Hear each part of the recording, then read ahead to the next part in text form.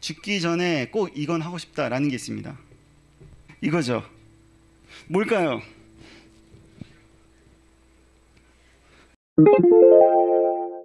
여러분들은 죽기 전에 꼭 이거는 꼭 하고 싶다라는 거 혹시 있나요?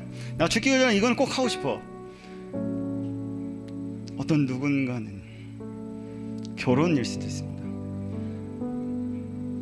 한번 다시 어떤 누군가는 아니에요. 저는 뭐 절대 그런 거 아닙니다.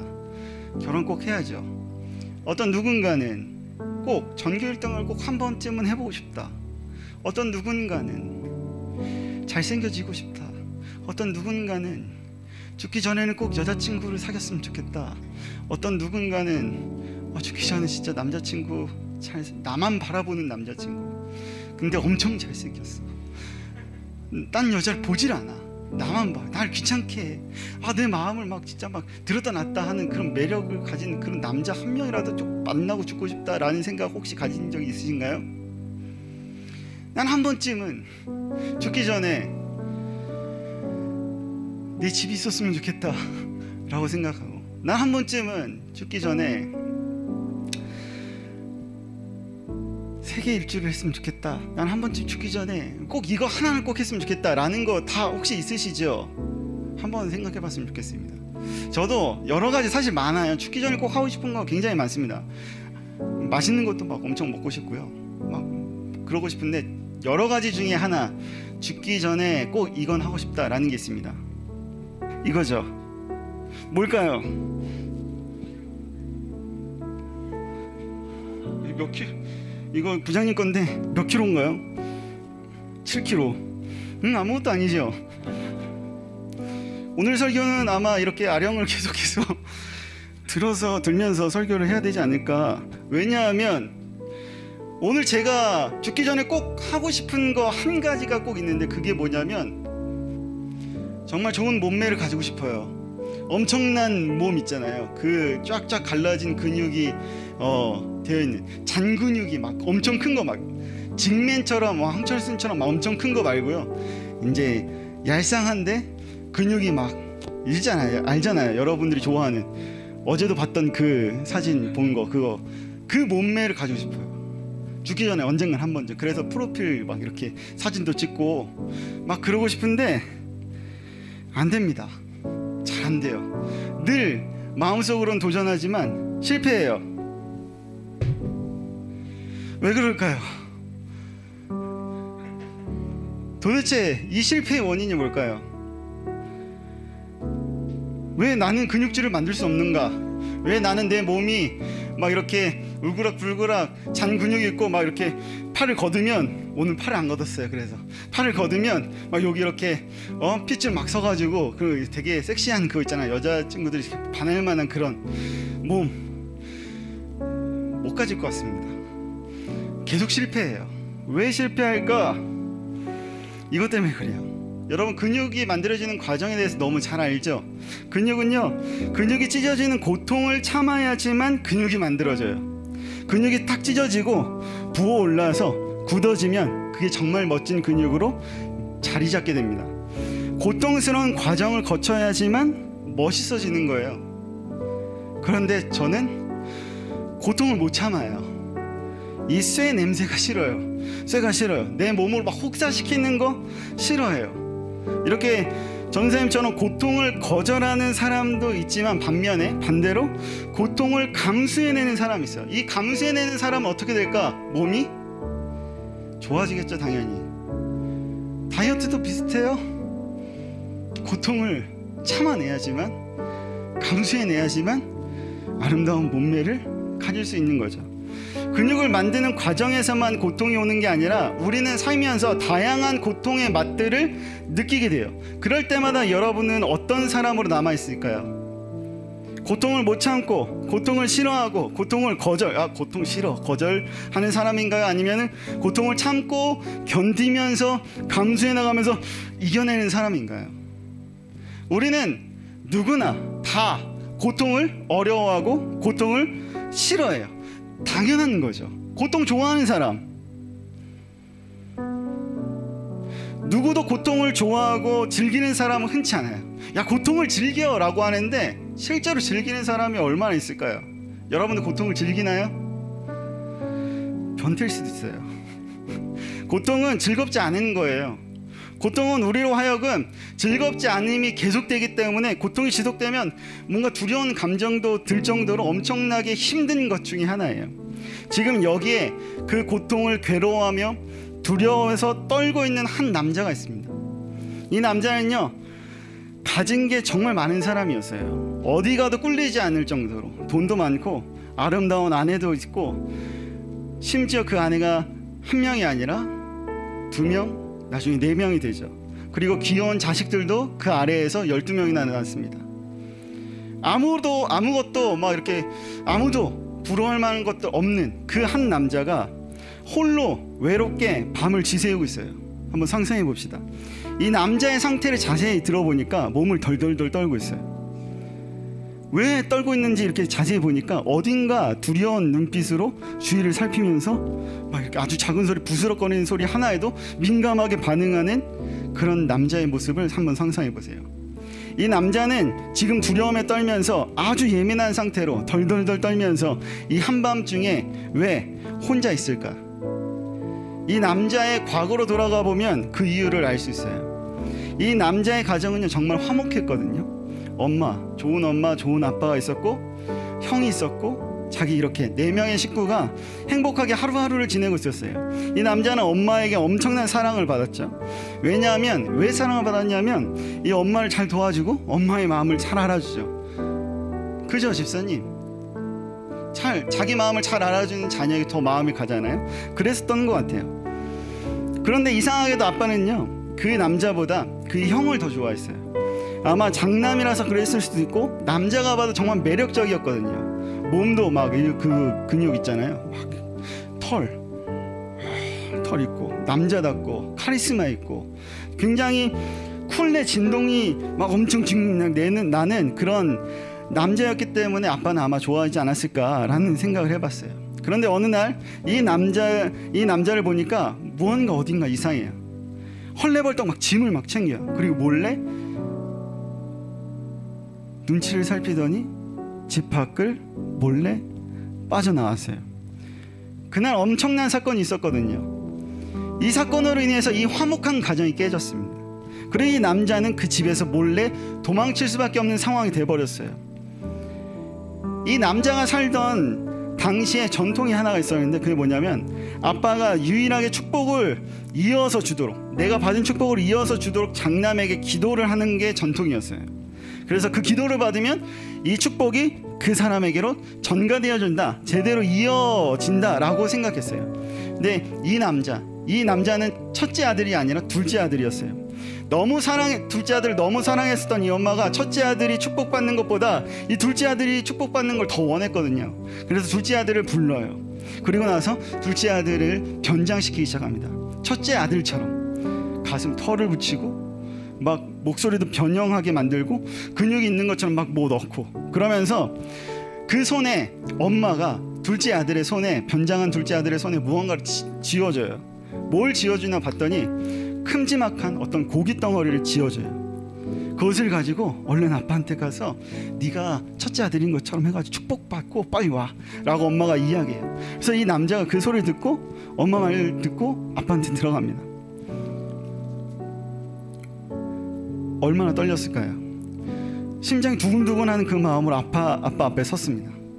근데 한 가지, 이 아빠는요, 이 남자는 눈이 앞이 잘 보이지 않았어요. 왜냐하면 나이가 너무 많았었거든요.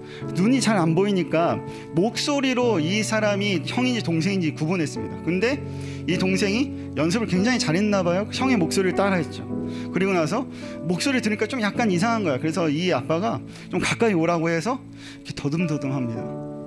털이 있는지, 가슴 이 매생이가 있는지 막 이렇게 만져봐요. 있구나. 첫째 아들인지 알고 축복기도 해줘요. 그리고 나서 이 남자, 형 분장을 했었던 이 남자는 축복을 받고 몰래 빠져나옵니다. 이 소식을 들은 이 형이 얼마나 빡쳤을까요? 얼마나 화가 났을까요? 내 축복을 가로채? 엄청 화가 나가지고 집안을 막 뒤집어 엎기 시작합니다. 그리고 나서 이 동생을 죽이겠다고 난리를 쳐요. 이 모습을 보고 이 동생, 이 남자는 어쩔 수 없이 집을 떠나서 몰래 도망친 거죠. 그리고 지금 수십 년이 지나서 자신의 친형을 만나는 그 길에 이 남자가 서 있습니다. 이 남자의 이름은 야곱이에요. 이제 저기 보이는 그 강을 바로 건너면 형이 있어요. 수십 년이 지나도 형이 화났다는 것을 단번에 이 야곱은 알았습니다. 왜 어떻게 알았냐면 형이 군사들을 모아가지고 보낸 것을 들었어요. 이 군사를 모았다는 것은 무엇을 의미하냐면 이 동생, 자기가 오는 것을 형이 알았고 오면 넌 죽었어 라는 것을 표시하는 거거든요. 그래서 이 야곱이 어떤 방법을 쓰냐면 먼저 자기가 가지고 있었던 돈과 재물과 가축들을 먼저 강을 건너서 보내요. 그리고 나서 뒤이어서 자기의 아내들을 보내고 자기 자식들을 먼저 보내요. 왜 그랬을까요? 형이 이 재물들을 보고 가축들을 보고 마음이 조금 이렇게 수그러들지 않을까? 이 아내들을 보고 이 제수 씨들을 보고 이 조카들을 보고 마음이 좀 수그러들지 않을까? 라는 기대감으로 먼저 보냈어요. 그러고 나서 밤이 됐고 지금 이 남자는 혼자 이 강을 바라보면서 혼자 벌벌 떨고 있었어요. 왜 벌벌 떨냐면 형이 이걸로 만족 못할 것 같았었거든요. 그래서 이 밤중에 아주 미세한 소리 하나에도 민감하게 반응할 정도로 두려움 가운데 떨고 있었습니다. 어딘가 이상한 소리가 나요. 깜짝 놀라서 뒤로 돌아봤죠. 근데 어떤 남자가 서 있는 거예요. 얼마나 깜짝 놀랐을까요? 캄캄한 밤에 부스럭 소리가 나는데 탁 뒤돌아보니까 어떤 남자가 서 있어요. 먼저 덤비지 않는 거 보니까 형이 보낸 사람은 아닌 것 같았어요. 잠시 안도의 한숨을 쉬고 있는데 그때 이 어둠 속에 있었던 이 사람이 갑자기 싸움을 걸어옵니다. 그래서 너무 깜짝 놀라서 어쩔 수 없이 싸움이 막 이루어졌어요. 그래서 오늘 성경에는 씨름이라고 나오죠. 씨름을 하면서 막 싸우고 있었어요. 엎치락 뒤치락 하면서 비등비등하게 싸우다가 갑자기 이 사람이 이 야곱의 엉덩이 쪽에 손을 대요. 이렇게 막 변태처럼 되는 게 아니라 손을 대면서 그 엉덩이 허벅진 부분을 확 내리쳤어요. 그러자 야곱이 확 꼬꾸라집니다. 비명을 질렀죠. 그리고는 야곱이 다시 일어서기가 너무 힘들었어요. 다리에 힘이 들어가지 않는 거예요. 자신의 허벅지 관절이 끊어졌다는 것을 직감적으로 이 야곱은 깨달았어요. 야곱은 그제서야 자신에게 싸움을 걸어왔었던 이 존재가 누구였는지를 깨닫기 시작했어요. 이 사람은 사람이 아니구나. 이 존재는 천사 아니면 하나님이겠구나 라고 알았습니다. 그래서 자신을 축복해주지 않으면 못 돌려보낸다고 하면서 쩔뚝거리는 다리로 마구 다시 한번 그 존재에게, 그 사람에게 막 덤비기 시작했어요. 그러다가 그 존재가 결국 야곱을 축복을 해줍니다. 가야 되니까 축복해주면서 그의 이름을 바꿔줬어요. 바꿔진 이름은 이스라엘. 야곱은 왜 이 존재에게 또 축복을 받기를 원했을까? 쩔뚝거리는 다리에도 불구하고 끝까지 포기하지 않고 왜 끝까지 매달렸을까? 그 고통을 감내하면서까지 축복을 원했었던 이유가 무엇일까? 아주 예전에 이런 축복 기도 때문에 이 사건으로 인해서 지금까지 고통스럽게 살았음에도 불구하고 왜 또 축복을 받기를 원할까? 욕심쟁이여서? 야망이 커서? 아니었어요. 그 이유는 두려움 때문이었어요. 이 두려움은 과거에서부터 지금까지 아주 지긋지긋하게 나를 따라왔었던 그 두려움이에요. 지금 야곱은 묵혀두었었던 이 두려움을 해결하고 해소하고 싶었어요. 고통스러운 이 삶을 끊어내고 싶었어요. 그래서 형 에서를 사실 찾아간 거였는데 너무 무서웠죠. 형 자체가 야곱에게는 큰 두려움이었기 때문에 그래요. 이거 해소하고 싶어서 자신이 가진 돈과 재물을 먼저 앞세우고 보냈고 자기 자신은 맨 뒤에 처져 있었던 거예요. 그런데 아무리 생각해도 이 돈과 재물로 이 두려움이 해소가 안 될 것 같은 거예요. 밤새 무엇이 나의 두려움을 해결할 수 있을지 고민하는 찰나에 어떤 존재가 나타났고 그 밤중에 아무것도 안 보이는 것 같은 두려움 속에 있을 때 그동안 야곱에게 보여지지 않았었던 그 하나님이 등장하는 거예요. 하나님은 야곱을 누구보다 잘 알고 있었어요. 이 야곱이 어떤 인간인지에 대해서 너무나도 잘 알고 있었어요. 야곱을 그냥 가만히 두면 어떤 인생을 살지 하나님 뻔히 보고 계셨어요. 그래서 하나님은 야곱을 향한 계획을 실행하셨습니다. 야곱이 집에서 도망쳐 나오고 나서 라반이라는 삼촌을 만나게 하셨어요. 라반과 함께 지내요. 라반에겐 2명의 딸이 있었는데 야곱은 첫째 딸이 아니라 둘째 딸 라헬에게 푹 빠졌습니다. 사랑에 빠졌어요. 엄청난 로맨티스트였어요. 어마어마한 로맨티스트였습니다. 어떤 걸 보면 알 수 있냐면 야곱이 라헬과 결혼하고 싶었거든요. 그래서 무엇이든지 다 했어요.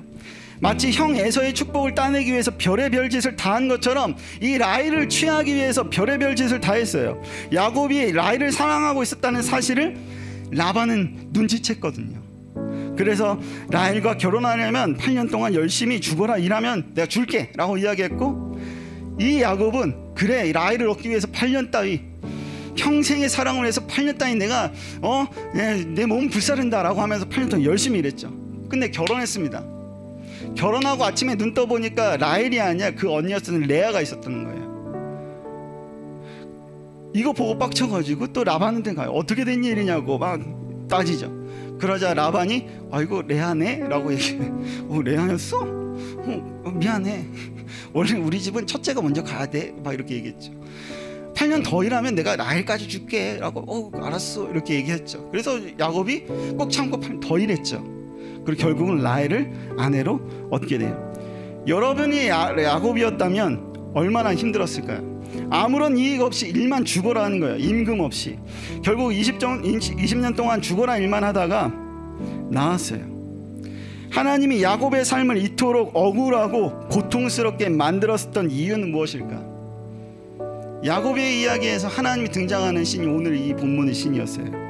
어쩌면 야곱의 인생을 한 단어로 표현하라고 하면 고통이라고 말할 수 있어요. 야곱은 왜 하나님은 왜 야곱을 고통스러운 삶 속에 그냥 살도록 내버려뒀을까? 그 이유 중에 하나는 이거였어요. 야곱은 축복을 받아서예요. 결국 형 대신 축복을 받은 야곱은 하나님의 손에 있게 되는 거죠. 이 축복은 어떤 축복이냐? 하나님의 존재, 하나님이 함께하는 삶, 그것이 축복이었어요. 축복을 받은 야곱은 이제 하나님의 사람이라는 거예요. 왜 하나님은 사랑한다고 하면서 하나님의 자녀라고 한다 하면서 야곱에게 그리고 우리에게 이렇게 고통스러운 순간들을 허락하실까? 하나님은 왜 그러실까? 야곱은 하나님의 사람이어서 하나님은 야곱을 길들이려고 했어요. 우리가 길들여졌다는 것은 익숙해졌다는 것을 의미해요. 잘 길들여지면 어딘가에 잘 익숙해져 있다라고 생각할 수 있죠. 익숙해지면 어때요? 익숙해지면 편해져요. 익숙해지면 그거 하기 쉬워져요. 그리고 그것이 굳어지면 반대로 하는 것 이제 힘들어져요. 힘든 것을 계속하는 것은 어때요? 고통스러워요. 익숙한 것이 아니라 낯선 것을 계속하면 너무 고통스럽죠. 사랑하는 여러분, 여러분은 지금 어디에 길들여져 있나요? 하나님 앞에 하나님의 손에 길들여져 있나요? 아니면은 다른 것에 길들여져 있나요? 스위스에 명견이 있습니다. 그 명견의 종의 이름은 세인트 버나드라는 개가 있어요. 이 개를 값으로 따지면 어마어마한 가격일 거예요. 그런데 그 개의 본성 그대로 둔다면 그 이름과 그 혈통과는 상관없이 그냥 똥개로 살아가요. 개 본능적으로 아무데나 똥 싸고 똥 주워 먹고 다시 똥 싸고 뭐 이런 거 있잖아요. 하나님은 야곱을 그의 본능대로 살아가는 것을 참지 않으셨어요. 우리도 우리 본능대로 살아가면 쉽죠. 내 생각대로 살아가면 쉽죠. 근데 하나님은 야곱의 그 본능대로 살아가는 걸 참지 않으셨어요. 하나님의 축복을 받은 사람 야곱이 늘 속이는 인생, 죄의 본성에서 살아가는 인생으로 살아가면서 익숙해지는 것을 하나님은 참지 않으셨어요. 그래서 하나님이 길들이기 시작했죠. 하나님의 길들임은 우리에게 있어서는 근육을 만드는 것처럼 찢어지는 듯한 고통으로 가능해요. 우리에게 곧 고통이 있다는 것을 무엇을 의미하냐면 내가 지금 하나님의 사람이라는 사실을 증명하는 사인과도 같아요. 왜냐하면 인간의 본성대로 살아가는 것, 그것은 곧 죄를 행하고 사망에 이르게 하는 것인데 그 길에서 건져내려면 브레이크를 밟을 수밖에 없거든요. 엄청난 속도로 달려가는 그 차를 멈추려고 브레이크를 갑자기 확 밟아버리면 그 도로에 바퀴 자국이 선명하게 남듯이 그렇게 하나님은 그 사인을 남겨두셨어요. 하나님은 야곱을 그렇게 길들였고 그 사인으로 어떤 모습을 보여주냐면 야곱의 허벅지 뼈를 내리친 거예요. 야곱은 그 다리를 절뚝거리면서 무엇을 생각하면서 평생 살았을까요? 야곱은 그것을 보면서 하나님의 사인을 바라보면서 이렇게 생각했을 거예요. 아, 하나님이 나와 함께 하셨구나. 아, 하나님 나를 훈련시키셨구나. 아, 내가 죄의 자리에 더 이상 있으면 안 되겠구나 라는 것을 늘 기억하면서 직접 몸으로 경험하면서 죄의 자리에서 더 이상 머물러 있으면 안 되는 것을 깨닫고 하나님 앞으로 나왔을 거예요. 하나님의 마음이 있는 그곳에 내 마음이 있어야 하는구나. 하나님의 눈이 있는 곳에 내 눈도 머물러야 되는구나. 하나님의 손이 있는 곳에 나의 손도 있어야 되는구나. 허벅지 뼈에 어긋난 것을 보면서 그것을 아픔을 느끼면서 그것을 잊지 않았던 거예요. 사랑하는 여러분, 여러분에게 있어서 야곱이 가진 하나님의 사인, 허벅지 뼈가 어긋난 그것이 있으신가요? 혹 여러분의 인생과 삶이 고통의 연속이라 괴롭고 힘들다고 혹시 생각하시나요? 아, 내 인생 왜 이래? 내 뜻과 내 생각대로 되어지지 않아서 내 미래가 막막해서 두려움 가운데 절망 가운데 살고 있다고 생각하시나요? 그것은요, 지금 하나님이 여러분에게 집중하고 있다는 사인이에요. 증거예요. 지금 나는 하나님의 손에 길들여져 가고 있다는 어떤 사인이에요. 하나님의 손에 잘 길들여져서 하나님의 마음이 곧 나의 마음이 되고 하나님의 눈이 내 눈이 되어서 세상을 바라보게 되어지길 소망합니다. 그럼 두려움으로 세상을 바라보았던 야곱이 아니라 소망으로 세상을 바라보는 이스라엘의 삶을 살게 되리라 믿습니다. 길들여지지 않으면 옆에 있는 사람한테 이야기합시다. 똥개다. 시작. 네, 길들여지지 않으면 똥개예요. 여러분들 오늘 말씀을 기억하면서 이 야곱이 이스라엘로 변해섰던 쩔뚝거리는 그 내 다리를 바라보면서 아, 하나님 아버지의 마음이 있는 곳에 내 마음도 있어야 되는구나, 그것을 알게 됐습니다. 이 쩔뚝거리는 다리를 보면서 하나님의 눈이 머무는 그곳에 나의 눈도 있어야 되는구나. 이 쩔뚝거림을 보면서 고통을 참아가면서 야곱은 늘 이렇게 생각하며 이스라엘의 삶을 살게 되었습니다. 여러분들에게 다가오는 고통과 두려움과 힘듦이 그냥 고통과 두려움과 힘듦이 아니라 여러분을 길들이기 위한 하나님의 손길임을 기억하시고 그 고통과 두려움 가운데, 어려움 가운데 분명한 하나님의 뜻과 하나님의 생각이 자리 잡고 있다는 사실을 기억했으면 좋겠습니다. 하나님은 이거 원하세요? 너희들이 죄의 자리에 있는 것 원하는 것이 아니라 하나님의 마음으로 서 있기를 원하여 나의 마음으로 나의 눈이 머무는 그곳에 너의 눈도 머물기를 원한단다. 우리 그 마음으로 주님 앞에 이 찬양으로 내 입술의 고백, 내 마음의 고백으로 하나님께 영광 돌리며 나아가도록 하겠습니다.